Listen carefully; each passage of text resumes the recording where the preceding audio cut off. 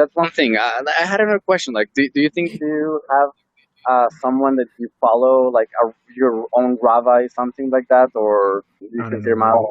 your own? I don't accept a selech harav to mean that I'm forced to have a rabbi. I have a whole video on that notion, just because that's what's typically done. Don't you know Pirkei Avot says a selech harav, that you have to make unto yourself a rabbi? That's not necessarily what it means. Yeah, I It understand. means to make teachers for yourself, right? Yeah, the two. I But remember that there's two definitions that the Rambam brings: someone who is in the same level than you, and someone who is maybe in a bigger level than you that you can ask your question. the Rambam also brings down that the person could know less than you.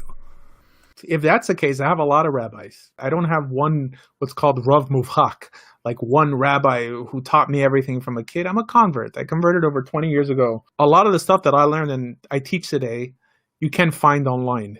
You could only learn from people. Like now, I'm trying to bring these ideas out in my channels because I've had different chavrutas in Israel. I mean, I learned with Temenim. I learned with one of my best friends, Rav Yosef Elia.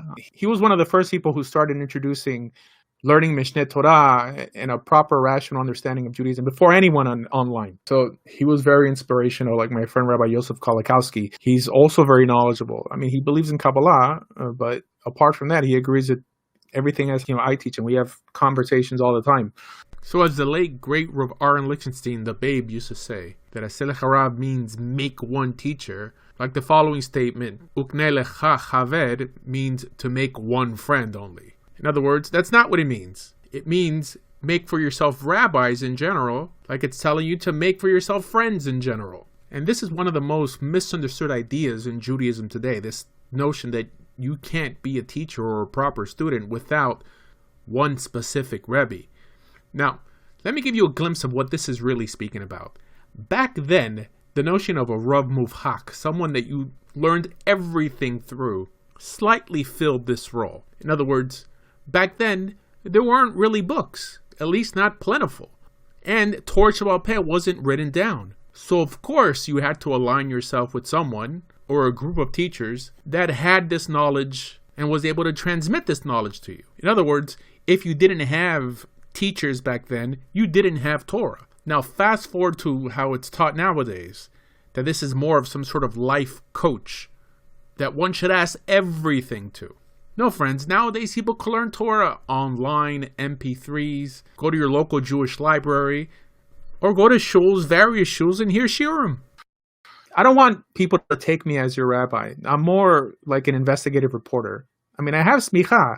I have 3 smichot, but I don't want it to be anyone's rabbi. I want to lead you to the sources. And that's really the goal. The Rambam, in his Hagdama to Mishneh Torah, he basically says, well, that you don't even need a Rav nowadays. You don't have to study Gemara, which was pretty much the reason people had Rebbeim, because they need someone to explain what all those sugyot mean. Now that he came out with 14 volumes of Mishneh Torah, that's all you need, that in the Chumash. He never said that you can't understand Mishneh Torah without a rabbi, which is pretty much what rabbis tell you nowadays. How can you understand the Rambam? How can you understand Shulchan Aruch without a rabbi?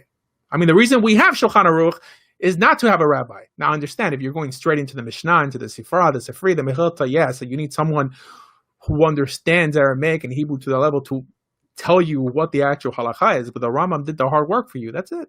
So I encourage people to learn on their own. Now, people like David Bar Chaim, now he's a giant, but I'm pretty sure like he's not happy for people to call him at all hours of the night with questions of halakha. Like, he'll tell you also to study Mishneh Torah, because the halakha is already there. There's stories of how Rabbi Yosef, he would cry because people would call him over the stupidest things, where they would call him to see like if they should buy a house, if they should travel to America, this and that. That's not the reason to have a rabbi. I mean, that's typically what's understood as a rabbi nowadays. When I was in Isha Torah, my rabbi was Rabbi Asher Meza, especially in terms of like shidduchim. If you're looking for a mate in Israel, you better have a rebbe, because that's the first thing they're going to ask you. Who's your rebbe? You know, so then their rebbe could call your rebbe and make sure that you're not an Arab terrorist. So yeah, I played that whole game, but this is over 18 years ago. I'm not going to say he's my rebbe anymore. We really don't see eye to eye on a lot of things. So there's a lot of rabbis I respect. The rabbi I listen to the most is Rav Hershel Schechter. And besides him, Rabbi Aaron Rakefet. So these are rabbis in YU Torah. I mean, they're Yeshiva University rabbis. Do I agree with them on everything? Absolutely not. But I think that they have the sharpest minds out there, outside of Rabbi David Bar Chaim. But Rabbi David Bar Chaim, I see him more like a competitor than anything. It's funny. I come out with a class, and then a week later, he comes out with the same class. I called Islam Avodah Zarah. Of course, everybody bashed me when I said it. 2 weeks later, he came out with the same video, and everybody loved him for it. He said the same thing. I mean, I respect him like crazy. And also, if you don't already know, Aselech Harav, or basically Allah Perkei Avot, is not halakha. It's musar. It's a book on ethics. It's good advice, for sure. But it's not considered halakha. In other words, it's not telling you that these statements are obligations.